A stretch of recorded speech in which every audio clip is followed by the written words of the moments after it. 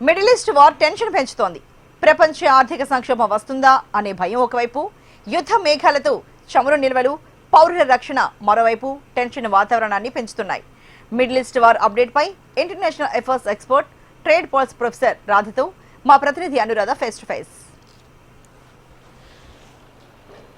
Middle east war దీనికి సంబంధించి చూస్తే కనుక ప్రపంచవ్యాప్తంగా కూడా కొంత కలవరపాటికి అందరూ కూడా గురవుతున్న పరిస్థితి. అటు మిడిల్ ఈస్ట్ వార్కి సంబంధించి ఇటు అమెరికా కానీ లేకపోతే ఇరాన్, ఇజ్రాయెల్ మధ్య జరుగుతున్న యుద్ధం మొత్తం ప్రపంచాన్నే అతలాకుతలం చేస్తుందా అన్నంత స్థాయిలో భీకరమైన యుద్ధం అక్కడ జరుగుతుంది. అయితే దీనికి సంబంధించి international affairs expert professor Radha గారు ప్రస్తుతం నాతో ఉన్నారు. దీనికి సంబంధించి అసలు ఈ యుద్ధ పరిస్థితులు ఇతర దేశాల మీద ఎలా ఉండబోతున్నాయి, ముఖ్యంగా భారత్కి సంబంధించి ఎలాంటి వాణిజ్య వ్యాపార వ్యవహారాలు అక్కడ జరగబోతున్నాయి, వీటి మీద ఎలాంటి ప్రభావం చూపించబోతుంది, దీనికి సంబంధించి ఒకసారి మనం మాట్లాడదాం. Hi madam, good evening. మనం చూస్తున్నాం యుద్ధ మేఘాలు కమ్ముకున్నాయి ఆల్రెడీ. ఇది ఆల్రెడీ మనం వార్ అనేది ఎక్కడున్నా కూడా వార్ జోన్స్ అనేవి చాలా క్రిటికల్గానే ఉంటాయి. సో ఇప్పుడు మనం ఈ మిడిల్ ఈస్ట్ వార్ని కనుక గమనించుకుంటే కనుక ఆల్రెడీ చమురు నిల్వల మీద కొంత అనిశ్చితకరమైన పరిస్థితులు అయితే ఏర్పడ్డాయి. ఇవన్నీ కూడా ఒక టెన్షన్ వాతావరణాన్ని పెంచుతున్నాయి. ఓవరాల్గా మీరు అనాలిసిస్ చేసిన దాన్ని బట్టి ఏమంటారు? ఈ వార్ ఇనీషియల్గా ఇజ్రాయిల్ అలాగే United states of America Iran పైన దాడి చేశాయి. అలాగే వార్ మొదటి రోజే ఇరాన్ యొక్క సుప్రీం లీడర్ అయినటువంటి ఈ ఖమేనీ మరణించడం అయితే జరిగింది. అయితే దీన్ని ఇరాన్ ఫోర్సెస్ కూడా ఈక్వల్ ఫోర్స్తో రిటాలియేట్ చేస్తున్నటువంటి పరిస్థితి మనకు క్లియర్గా కనిపిస్తోంది.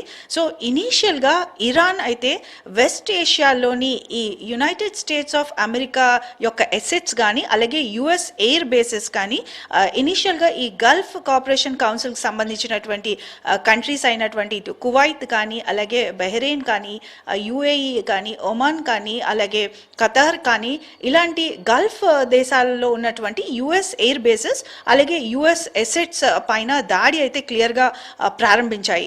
అయితే ఈరోజు కనుక చూసినట్లయితే కంప్లీట్గా సిచ్యువేషన్ కూడా మారుతున్నటువంటి పరిస్థితి మనకు క్లియర్గా కనిపిస్తుంది. బికాస్ ఇది యుఎస్ ఎసెట్స్ పైనే కాకుండా ఇటు ఫ్రాన్స్ అలాగే ఫ్రెంచ్ ఎసెట్స్ కానీ జర్మనీ ఎసెట్స్ కానీ ఏవైతే వెస్ట్ ఏషియాలో ఉన్నాయో వీటిపైన కూడా దాడులు అన్నవి ప్రారంభమయ్యాయి. ఈ వార్ యొక్క ఇంపాక్ట్ భారత్ ఎకానమీపై కానీ అలాగే ప్రపంచ ఎకానమీపై కానీ ఎలా ఉంటుంది అని మనం ఒక్కసారి ఆలోచన చేస్తే, ముఖ్యంగా ఇరాన్తో మనకి ట్రేడ్ వాల్యూమ్ చూసుకున్నట్లయితే just $1.6 billion total trade volume కనిపిస్తుంది. సో ఇరాన్ మన ఆయిల్ మనం ఎక్కువగా ఇరాన్ నుంచి ఇంపోర్ట్ చేసుకోవట్లేదు. జస్ట్ ఒక $86 మిలియన్ మా ఆయిల్ మాత్రమే ఇంపోర్ట్ చేసుకుంటున్నటువంటి పరిస్థితి. అలాగే కొద్దిగా అగ్రికల్చరల్ ప్రొడక్ట్స్ కానీ అలాగే కెమికల్స్ కానీ మనం ఇరాన్ నుంచి ఇంపోర్ట్ చేసుకుంటున్నాం. సో ఇరాన్లో ఉన్నటువంటి ప్రస్తుతమైన పరిస్థితి మన భారత్ ఎకానమీపై డైరెక్ట్గా కనిపించదు. బట్ ఇరాన్లోని క్రూషియల్ అయిన స్ట్రెయిట్స్ ఆఫ్ హోర్మజ్ అన్నటువంటి ఈ క్రూషియల్ చోక్ పాయింట్స్ ఏదైతే ఉన్నాయో, సో ఒకవేళ ఈ క్రూషియల్ చోక్ పాయింట్స్ ఈ స్ట్రెయిట్స్ ఆఫ్ హార్మజ్ ఇప్పటికే ఇరాన్ యునైటెడ్ స్టేట్స్ ఆఫ్ అమెరికాకు చెందినటువంటి ఒక ఆయిల్ ట్యాంక్ని అటాక్ చేసింది. అలాగే అక్కడ ఒక 200 ఇతర ఆయిల్ ట్యాంకర్స్ కూడా నిలిచిపోయినటువంటి పరిస్థితి మనకు కనిపిస్తుంది. సో అంటే ఇప్పుడు మీరు చెప్తున్నట్లుగా హార్మోజ్ స్ట్రైట్ని ఆల్రెడీ క్లోజ్ చేయడం జరిగింది. సో ఇంపాక్ట్ అనేది ఇప్పుడు మీరు చెప్తున్నట్లుగా అంటే వరల్డ్ ట్రేడ్స్ దీంట్లో మనం చూసుకున్నట్లయితే కొంతవరకు కూడా చమురు నిల్వల మీద పడుతుంది. అలాగే ఇప్పుడు భారతదేశం కేవలం ఇరాన్కి ఏదైతే బాస్మతి రైస్ లేకపోతే తేయాకు ఇట్లాంటి అగ్రికల్చరల్ ఐటమ్స్ని అలాంటి ప్రొడక్ట్స్ని మాత్రమే మనం వాటిని ఎగుమతి చేస్తున్నాం.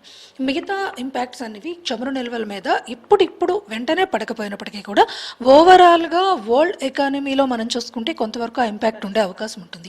హార్మోజ్ స్ట్రైట్ను ఆల్రెడీ క్లోజ్ చేసిన నేపథ్యంలో ఈ టెన్షన్ ఇప్పుడు ఎక్కువ అవుతుంది అందరికీ కూడా. సో దీన్ని ఏ విధంగా సో ఈ స్ట్రెయిట్స్ ఆఫ్ హార్మజ్ పైన కానీ తీవ్రమైన అటాక్స్ జరుగుతాయి. ఇప్పటి వరకు ఆల్రెడీ అక్కడ కంప్లీట్గా 200 ఆయిల్ ట్యాంకర్స్ నిలిచిపోయినటువంటి పరిస్థితి, అలాగే కొన్ని ఆయిల్ ట్యాంకర్స్ పైన అటాక్ కూడా జరుగుతుంది. అయితే లాంగ్ రన్లో ఈ వార్ కనుక కొనసాగితే oil price, international oil price per barrel ప్రస్తుత పరిస్థితిలో $69 పర్ బ్యారెల్ ఉంది. ఇది నియర్లీ $10 to $15 పర్ బ్యారెల్ ఎక్కువయ్యే పరిస్థితి. సో ఒకవేళ ఆయిల్ ప్రైసెస్ కనుక ఇంపాక్ట్ ఇంపాక్ట్ అయితే అది నార్మల్ లేమ్యాన్ లైఫ్స్ మీద కూడా ఇంపాక్ట్ చూపిస్తుంది. సో ఈ ఇంటర్నేషనల్గా పీస్ రెస్టోర్ చేయాల్సినటువంటి అవసరం క్లియర్గా కనిపిస్తుంది. సో ఆల్రెడీ భారత్ వంటి దేశాలన్నీ కూడా వాళ్ళ వైపు నుంచి ఒక అనౌన్స్మెంట్ అయితే చేశాయి, ఈ వార్ని స్టాప్ చేయాలి అలాగే పీస్ రెస్టోర్ చేసే అవసరం ఉందని. వార్ ఇమీడియట్గా స్టాప్ చేయాలి, అలాగే దానికి చర్యలు చేపట్టాలి, లేకపోతే తీవ్రమైన ఆర్థిక ప్రభావం ఆర్థిక వ్యవస్థపై కనిపిస్తుంది. మేడం, మీరు చెప్తున్నట్లుగా ఎగ్జాక్ట్లీ, ఎందుకంటే ప్రస్తుతం మనం ఇప్పుడు చూసుకున్నట్టయితే ఈ వార్ జోన్స్ మాత్రమే కాదు, వరల్డ్ వైడ్గా కూడా ఆర్థిక సంక్షోభం వస్తుందా అన్న టెన్షన్ కూడా ఇన్వెస్టర్స్ మీద కూడా బాగా ఎక్కువగా ఉంది.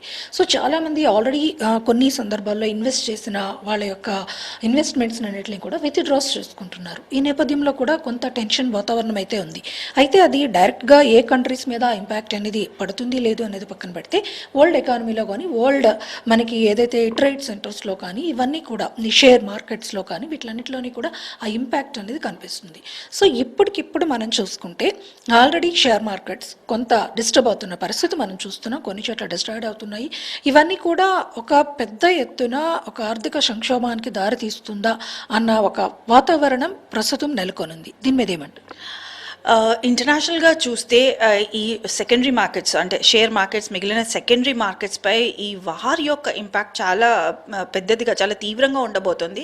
Because last 1 year or so ఈ అనిశ్చిత అన్నది కొనసాగుతుంది. ఈ అనిశ్చిత ప్రారంభం అవడానికి ముఖ్యమైన కారణం కోవిడ్ తర్వాత మెల్లగా ఇంటర్నేషనల్ ఎకానమీ కోలుకుంటున్నటువంటి పరిస్థితిలో ఒక్కసారిగా ఈ టారిఫ్ వార్ అన్నది ప్రారంభమైంది. సో టారిఫ్ వార్ ప్రారంభమై ఒక 1 year గడుస్తోంది. సో ఈ ట్రంప్ ఈ టారిఫ్ వార్ ప్రారంభించిన నాటి నుంచి ఈ ఇంటర్నేషనల్ మార్కెట్స్పై దీని యొక్క ఎఫెక్ట్ అలాగే సప్లై చైన్స్పై దీని యొక్క ఎఫెక్ట్ చాలా తీవ్రంగా ఉంది. సో ఇమీడియట్గా భారత్ వంటి దేశాలు మనం కొన్ని FTA ట్రేడ్ డీల్స్ చేసుకున్నటువంటి పరిస్థితులు మనం క్లియర్గా చూస్తే దాని యొక్క పాజిటివ్ ఇంపాక్ట్ మన షేర్ మార్కెట్పై క్లియర్గా కనిపించింది.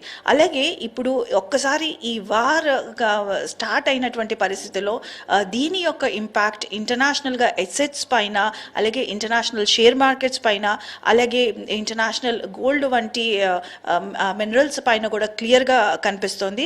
సో ఆల్రెడీ వరల్డ్ ఎకానమీ ఒక పక్క ఆర్థిక సంక్షోభం, ఇన్ఫ్లేషన్, ఒక పక్క ఎసెట్స్ యొక్క వాల్యూ కంప్లీట్గా డౌన్ అయిపోయినటువంటి పరిస్థితిలో సో ఈ ఆర్థిక భారం అంతా కూడా ప్రజలపై అలాగే వరల్డ్ ఎకానమీస్పై గవర్నమెంట్స్పై కనిపించబోతుంది అనడంలో ఏమాత్రం సందేహం లేదు. సో ఇప్పుడు మీరు చెప్తున్నట్లుగా బంగారం లాంటి మెటల్స్ మీద కూడా దీని ఇంపాక్ట్ ఉండే అవకాశం ఉంటుంది అని చెప్పి ప్రధానంగా ఒక మాట అయితే మనకి ఎకనామిస్టుల ద్వారా వస్తుంది. అక్కడ అరేబిక్ కంట్రీస్ లేకపోతే ఇతర ప్రాంతాల నుంచి గోల్డ్ మార్కెట్ చాలా పెద్ద రష్ ఉంటుంది. సో అక్కడే ఇట్లాంటి పరిస్థితులు ఉన్నాయి కాబట్టి మరి ఇక్కడ ప్రస్తుతం భారతదేశంలో గోల్డ్ ఇన్వెస్ట్మెంట్స్ మీద వాటి మీద ఎట్లాంటి ప్రభావం ఉంది? సో వరల్డ్ వైడ్గా దీనిపై ఇంపాక్ట్ ఎస్పెషలీ మినరల్స్ అంటే గోల్డ్ వంటి ఎసెట్స్ పైన కూడా దీని ఇంపాక్ట్ అండ్ వీటి యొక్క డిమాండ్ ఇంకా భారీగా పెరిగే అవకాశం కూడా ఉంది. దానివల్ల ప్రైజెస్ మీద కూడా ఇంపాక్ట్ కనిపిస్తుంది. ఎస్పెషలీ మనం చూస్తే లాస్ట్ 3 days వార్లోని దుబాయ్ మీద అటాక్స్ అంటే ఇరాన్ చేసిన అటాక్స్ అన్నీ కూడా ఈ ఎస్పెషలీ దుబాయ్ వంటి దేశాలపైన కూడా మనకు క్లియర్గా కనిపించింది. సో ఇంటర్నేషనల్గా రినౌండ్ మార్కెట్స్ అయిన ఎస్పెషలీ వెస్ట్ ఏషియన్ మార్కెట్స్ పైన కూడా కనిపించింది.